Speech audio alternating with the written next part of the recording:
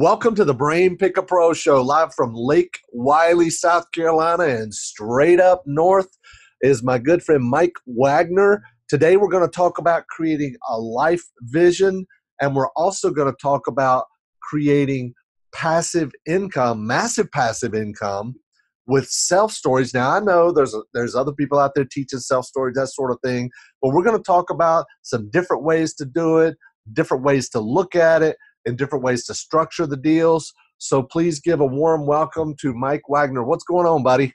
Oh, not a whole lot, man. Thanks for having me, Larry. Hey, I appreciate you being on. So why don't you start out and tell our listeners and viewers a little bit about yourself? Who is Mike Wagner? Yeah, no, absolutely. I lived a thing since 2007. I started like a lot of folks do with the midnight special guru, where I bought rental properties in the nearest city, Right. Rochester, New York, and my first was a duplex in 2007. And I did your stereotypical, buy, fix it up. I had $5,000 to my name. I was actually living in New York City at the time, so I drove 5 hours every weekend to rehab it myself, 6 consecutive weekends. Wow. Yeah, it was ridiculous, but I knew that real estate was the answer to, and I don't want to get too deep on you, but what was missing. I had done, that whole go to school, get good grades, get a degree, get a good job, that thing that society tells us success is. And I kind of I don't want to say I got to the top of the ladder, but I got to a very comfortable position on the ladder and kind of looked around and went, well, crap, this isn't what I was hoping for. I kind of realized that I wasn't cut out to work for somebody else. I was stuck in kind of that middle management position as a physical therapist at a local hospital. Right. And so I used real estate as the start, as my way out of that. And between 2007, 2011, I got up to about 31 apartments. My goal that I had set was 100 apartments, making me $100 a month.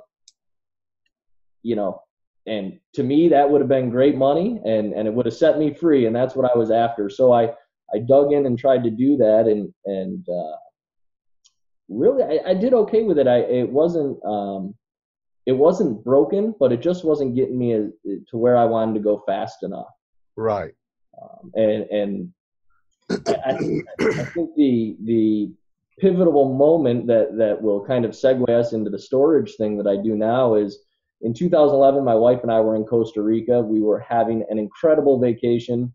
Your stereotypical waves crashing on your ankles, beer in the hand, sunshine on the shoulders. I mean, it was phenomenal. We had been hiking over volcanoes and like zip lining, and it was just incredible. And I remember it like it was yesterday. In that moment, I went from this pure bliss to this realization that in 48 hours I was going to be back at work. And without being overly dramatic, it was just traumatic. Like it was a terrible feeling to go from being completely free and on the beach in Costa Rica to this feeling of trapped. And that's what I had kind of, that's when I figured out that what I had done wrong, and it wasn't my fault per se. I think it happens to a lot of us. It just is what it is, where I had allowed society's definition of success to guide me in making my decisions.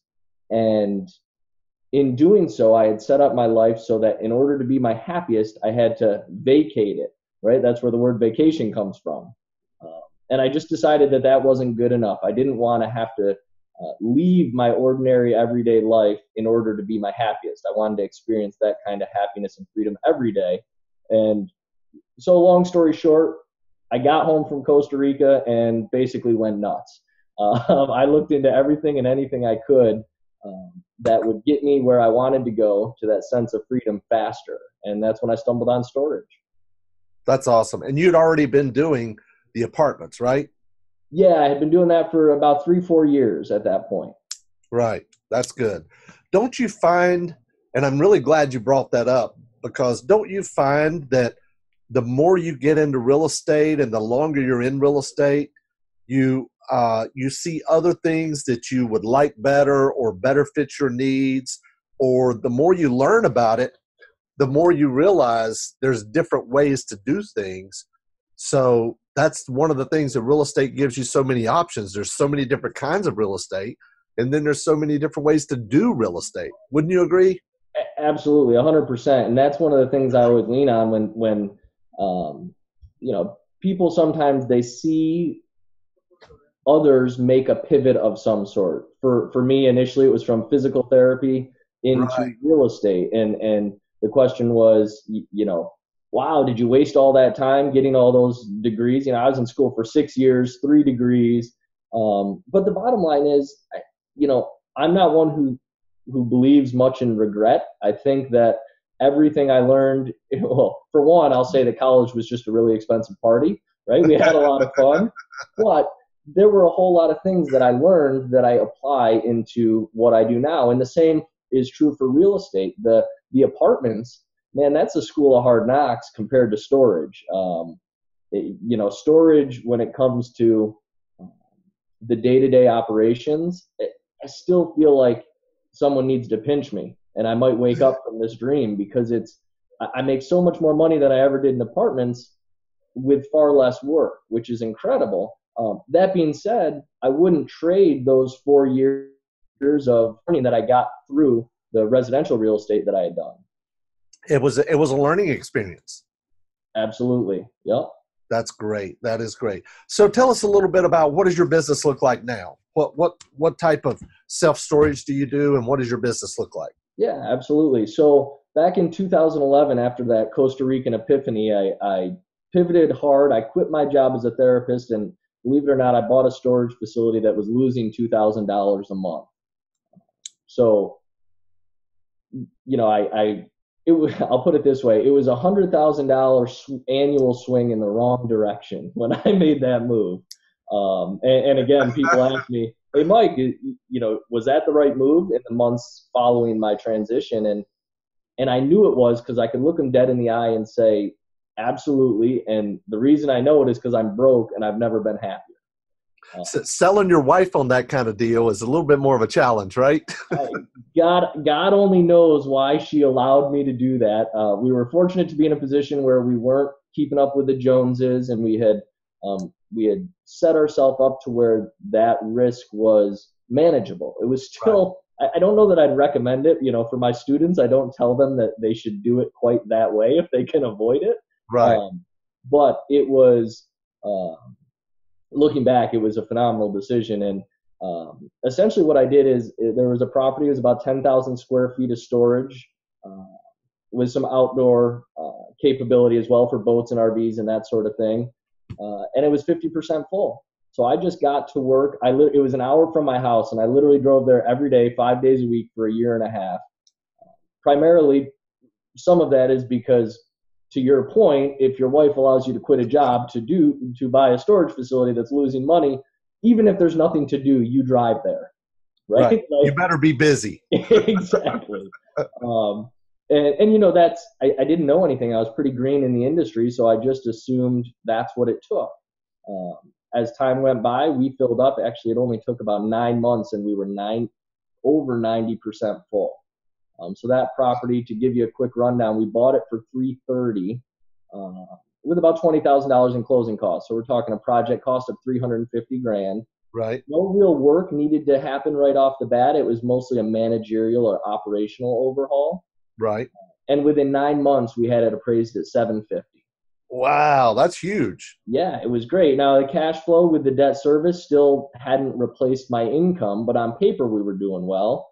And essentially, we kind of moved pretty quickly into stage 2 of our plan, which was to refinance and expand. And so we did that. We pulled the loan, added a couple buildings, and then we rinsed and repeated. Long story short, we increased it from 10,000 square feet to 30,000. And actually, I just sold it this past August for $1.8 million. That's huge. Yeah. It worked out really well. And more than anything, the money is great. Don't get me wrong. I'm not a guy who's going to pretend I don't like spending some money sometimes, but the freedom that it's brought to myself and my family, allowing us to do the things that bring us the most joy, have the greatest impact on the people we love, those types of things. It just, I mean, I know it sounds a little bit cheesy, but I can't overstate how incredible uh, that has been. That's sweet, man. I love that. I love that. Now, when you sold it, did you do a 1031 or did you just cash out? Good question. I looked into a 1031, but for my particular strategy right now, we're in a deleveraging phase, trying to get out of debt. The 1031 didn't make a whole lot of sense because, as you probably know, I would have had to reinvest the boot, meaning the debt, Right. as well as all of the proceeds. And part of my reason to sell was to take some chips off the table and stabilize our personal financial situation, Right. get the house fully paid off, those types of things. So I decided when I sold it that I was just going to bite the bullet and pay the taxes. Yeah, Uh, because it wasn't that much anyway, 15%, right? Correct. Now, that being said, very recently there has been some new IRS regulations regarding opportunity zones. I don't know if you've heard of those yet. Yes. And so as the timeline got closer to where I was about to cut this $300,000 check to Uncle Sam, I started to change my mind on how willing I was to pay that money. And so what we've done is actually transitioned those funds into an opportunity zone. And now I'm on a nationwide search to find a project to put that. It's going to be about $750 or $800,000 in deferred income opportunities on somewhere around the country. Right. How long do you have to redeploy that money versus Excellent. taxes on it? Yeah, it's an excellent question. And so because the regulations are so new, there's a little bit of nuance to it. Generally speaking, you have 6 months from the time of the gain to put it into a fund and then 6 months to deploy it. Now, there is some talk that, and again, I want everybody to talk to their professionals because I am not one when it comes to taxation and IRS regulations. But Right. my understanding is that in this first year, we've actually got until June 1st to set up the fund. And that's just a little bit of extra leeway the IRS is giving us because they haven't even published all the regulations yet. Right. That's what I understand as well. And then the other part of it is you don't have to deploy all of the money as long as, especially for us real estate investors, the IRS understands that it's hard to deploy all of the capital, especially in some sort of redevelopment project. So you need to have a written plan to fully spend the fund within 30 months. So if you're buying an existing property, you just have a written plan saying, all right, we bought it for 300 and now we're going to spend 300 fixing it up. Here's how we're going to do that. And here's the approximate timeline. Right. Because with the opportunity zone, don't you have to spend equal to or greater than what you spend on the initial investment? That's correct, exclusive of land. So you can back out the portion of the purchase price you allocate to land. Right. And there's also some nuances to that. It's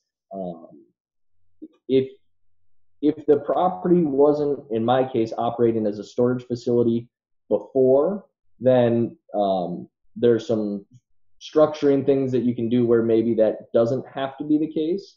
But again, it's very nuanced. And the truth be told is some of this is just conjecture because we don't know exactly what the IRS is going to hammer us on and what they're not. So all the advice I've gotten recently has been toe the line, play it safe, be conservative so that you know you're going to be able to tap into these benefits long term. Because it's not just deferring gain, it's also with the money that you buy into the new opportunity zone fund, any gain you experience, as long as you hold that fund for 10 years, is completely tax-free.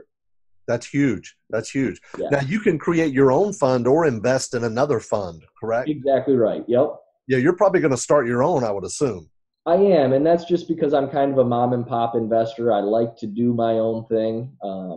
I like to be at the helm, if you will. Now, that's not to say I don't bring in private money and partner with investors or my students more often. But generally speaking, I like to be in control of the money. That's why I'm not a stock market guy, I hear you. Me either. Anymore. I used to be a stockbroker in the 80s, but not anymore. Ah, So let's jump back into the self storage. Tell us a little bit about your criteria. What are you looking for in a self storage? You and I talked a little bit offline before we started recording, but tell our listeners and viewers a little bit about that. yeah, absolutely. What I look for primarily are value add properties. I don't get too excited about the turnkey churning along, kicking out, cash flow 90% full. Right. That's not to say that's not a good strategy for some people, but my personal objective when I'm looking at a storage facility, if we're going to look at it from a 10,000 foot view, is I'm trying to create a very asymmetrical risk reward curve. So I want my downside to be very, very small, and my upside to be clearly as high as it can be. And there's ways to structure deals and specific properties that you look for that are going to lend themselves to that type of asymmetrical risk reward curve. So generally speaking, for me, it's looking for properties that are underperforming, Right. whether they're high vacancy. I'm buying one right now that's actually 0% occupied Wow. down in North Carolina, so not too far from you. And then generally speaking, when I look at the property, I want to be able to double it in value just by fixing what's there. And then if demand allows, clearly expansion beyond the current buildings is always welcomed, and I just look at that as icing on the cake. That's really good. That's really good. So you want to be able to double the value by just fixing what's there, improving the management, leasing it up or whatever. And that doesn't include adding more square footage. That's exactly right. And in doing so, primarily what the questions that I'm huge on questions. I think the better questions that you ask, the better answers you're going to get and the more successful you are. And so the questions that run through my brain, and I know this sounds a little bit of an oversimplification, but when I'm looking at properties, I basically am just trying to, one, find the property that's underperforming. And once I've found it, I simply ask, okay, why is it underperforming? And I try to ascertain beyond contributing factors to that. And then, assuming I can answer with a relative degree of confidence why it's underperforming, I ask myself for a very honest assessment of whether or not I have the ability to fix that particular problem. Right. Because there are some things we can fix, right? Poor management is clearly what we're hoping for every time, because that's a pretty darn easy fix. If we have to do a little bit of curb appeal enhancement, we'll do that as well. But if there's just, twice as much storage as there are people who need storage, that's not something I'm going to pretend that I can fix and I'm going to move on. That's good. So how do you analyze self-storage by the numbers? Sure. And I think the best thing for me to do is give you my back of the napkin number crunching. I will disclaim that by saying this is a very generic formula, Right. but it's a great one to start with. And then if it pans out, you can move into a more detailed analysis. But generally speaking, I'm going to look at a storage property and I'm going to value it two ways right off the bat. I'm going to value it as is, and then I'm going to value its potential if I run it properly. And the way I do that is I use the same formula, kind of a before and after picture. We're going to take the gross income, again, back of the napkin math, so take it with a grain of salt. But we're going to take the gross income, and then we're going to, if it were 100% full, we're going to use that number and we're going to immediately strike off the top. I use a third. Generally speaking, our expenses in this industry run from 30 to 35%. So easy math, I'm gonna bang out a third of that. So let's say a property is generating, it's half full and it's generating 50 grand a year. Well, a third of that is going to go to expenses. That brings us down to around 34,000. I'm going to multiply that net operating income by 10. Again, for easy math. Storage properties, generally speaking, are valued somewhere between 8 and 12 and a half times their net operating income. Now, I will say that's true for me in the secondary and tertiary class B and C properties that I invest in. If you're looking at a class A property in downtown Manhattan, you might be paying a multiple of 20. Cap Right. rates are going to differ in those types of markets. But Right. so in that example, we've got a property that's worth about $340,000 as it sits. Now I'm going to then do the after picture. And let's say since that property, if it were 100% full, it would generate 100 grand. We're going to take off a third of that, which brings us down to 670,000 times 10 again, 670. So we've gone from 340 to 670. Back of the napkin, that tells me, hey, there's potential here. Let's go take a look. And Right. then we pull out the spreadsheets and get into the dirty math. That's really good. Do you manage all of yours by yourself, or do you hire management, or have them self-managed?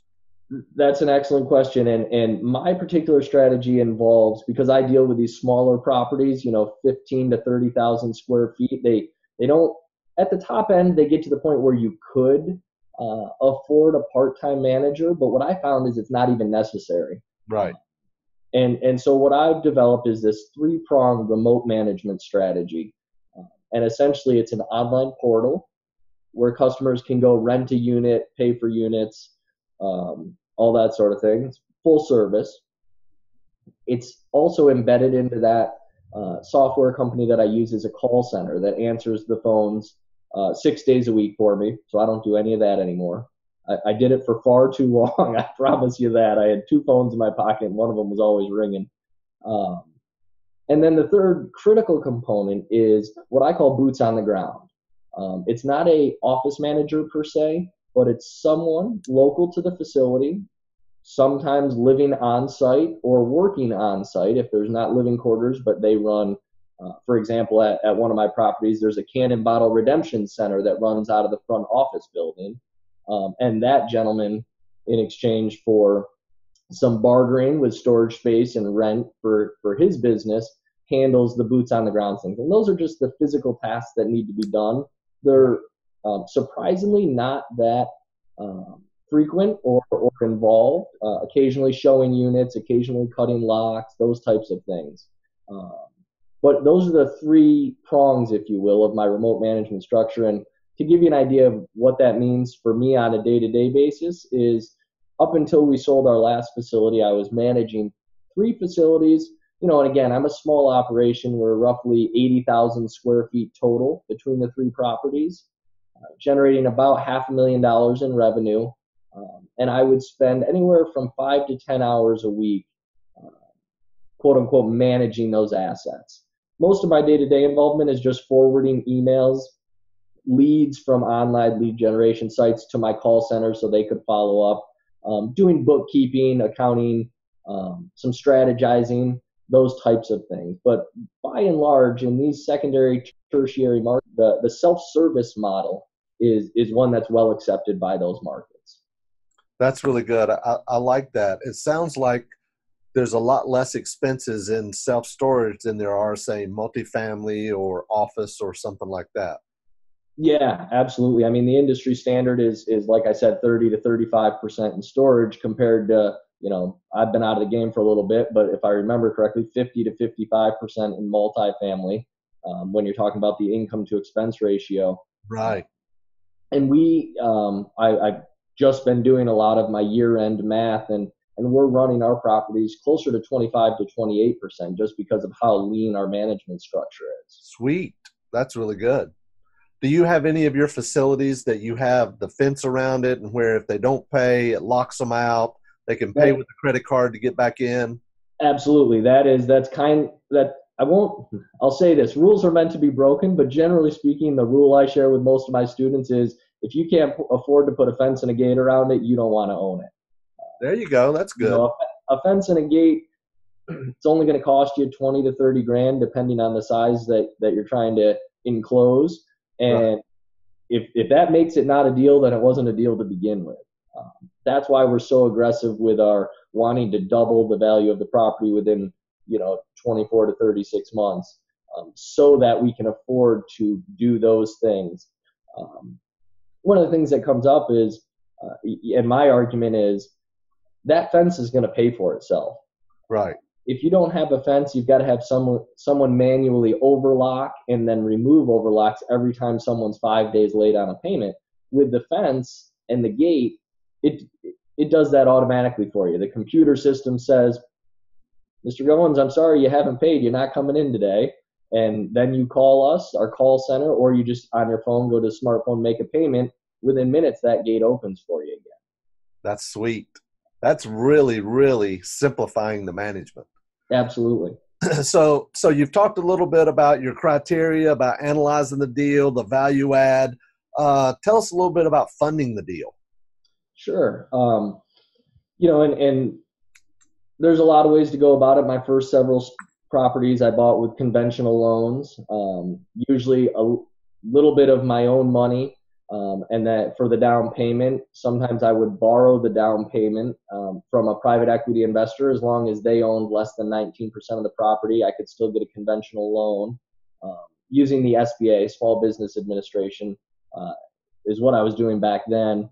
More recently, I've transitioned to a private money, both lending and equity, depending on the deal to get them done. And that's because these properties I'm buying are 0 to 50% full. So the banks don't love them because I've got a bit of a track record where I can show them kind of a few turnarounds. I can usually get them financed, but it's to me, time is money, and the 2-3 months it takes to put that funding together, I might be better off to borrow short term. I'm doing this right now. Borrow short term privately at 10 to 12%, and then 6 to 12 months later, once I've stabilized the property, then move into more of a permanent financing structure with a conventional loan. Of course, I also am always open to seller financing. The deal I'm doing right now in North Carolina will be all seller financed. Sweet. Yeah. That's good. That is good. What kind of loan to values do conventional lenders make on self-storage? 80 is really easy to come by. You can get with the SBA up to 90%. I don't think you're going to get a 90% LTV approved on a property that's 50% full, right? So if you've got some other challenges with the property, you might be in the 70 to 80% range. Yeah, okay. That makes sense. So what is your territory? How do you determine what geographic location you want to be buying in? I know you're in, you said Western New York. Yeah. It's actually my wife has relatives in Rochester, and my wife is from Corning, Elmira area. Okay, very nice. Yeah, that's not far from us at all. Yeah, cool. So what geographic area do you focus on or determine, I wouldn't buy anything there, but I will buy over here? Yeah, that's an excellent question, and my answer might surprise you, but it's going to be a two-part answer. The first, which I think is pretty self-explanatory, is I go where the deals are, right? But there's a big caveat to that. I got into this whole storage thing to regain my freedom. Right. I'm very aware of if we don't define success for ourselves, we'll end up chasing somebody else's definition, and then we'll get to where we're going and not be happy with it. Right. I've lived that life once, and I didn't want to do it again. So my strategy when it comes to storage is to prioritize my search in such a way where I'm buying properties that will be least disruptive to my lifestyle. So as a very generic example, we own a property in Florida. It's about 90 minutes from Disney World. Now I've got 2 kids, 5 and 3, and we go to Disney there for a month out of the 12. So it makes sense for me to have a property close to Disney. Yeah, absolutely. It's my North Carolina trip. Yes. My North Carolina property is an hour from, basically half of my high school friends moved to Charlotte. And so I'd like to see them more often. So I looked around Charlotte, and lo and behold, I found one. I'm not going to buy one in California unless it's a killer deal because, one, I stink at jet lag. And I can't get a direct flight out of Rochester to LA. So, there and back is 3 days. Whereas if I'm staying on the East Coast, either I can get a direct flight or a short layover. I try to be out and back when I visit my properties in under 36 hours. And so when I'm talking with students about how they should strategize, we always start locally. because that offers you the cheapest education, right? I've been doing this long enough where I can assess a property in Florida with enough confidence to be willing to invest $1,000 in a day and a half to fly down there and check it out. Sure. When folks are just getting started, I want them to get that education in their backyard because it's a whole lot cheaper to drive 30 minutes than fly halfway across the country, right? Exactly. As they expand, if they don't find, and who knows, maybe they find something in that area and that's great. If they don't and they need to expand their search, I always challenge them to make sure they're designing their life first and then making the storage business fit that life and serve that life as opposed to vice versa. And so we talk about where they have family, where do they go frequently, a couple times a year. I only need to visit my storage facilities 3 to 4 times a year. Right. And so if I'm already going there 2 or 3, you can see how that would be a whole lot less disruptive to my normal everyday life.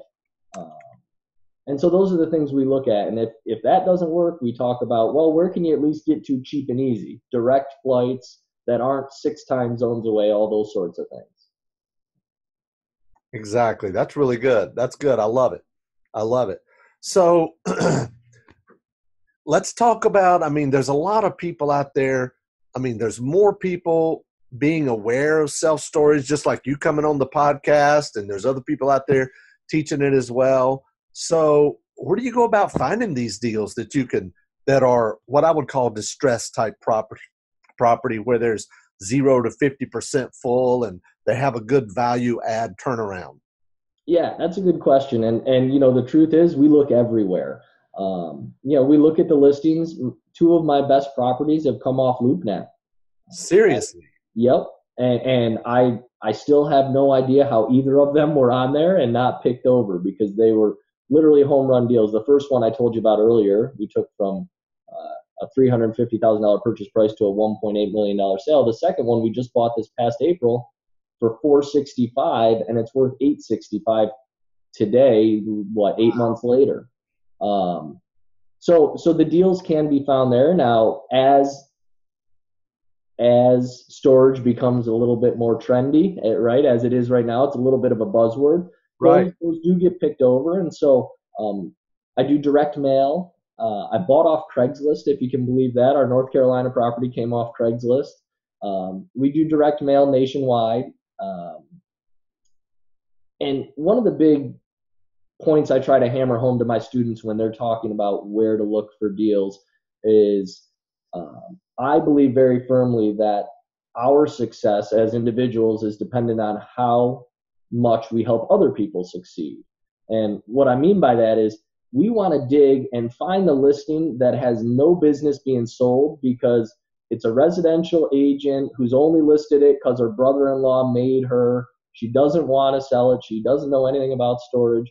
And it's not even listed anywhere where anyone can find it. It's listed on her own personal page, and that's it. So digging through Google, the 3rd, 4th, 5th page of Google is a place where by helping an agent who, if we're being honest, doesn't deserve to sell the property, by helping them succeed, by buying it from them, our success is going to be that much greater. That's awesome. So Craigslist, LoopNet, agents, Facebook, digging direct mail for sure. I'm sorry? Direct mail.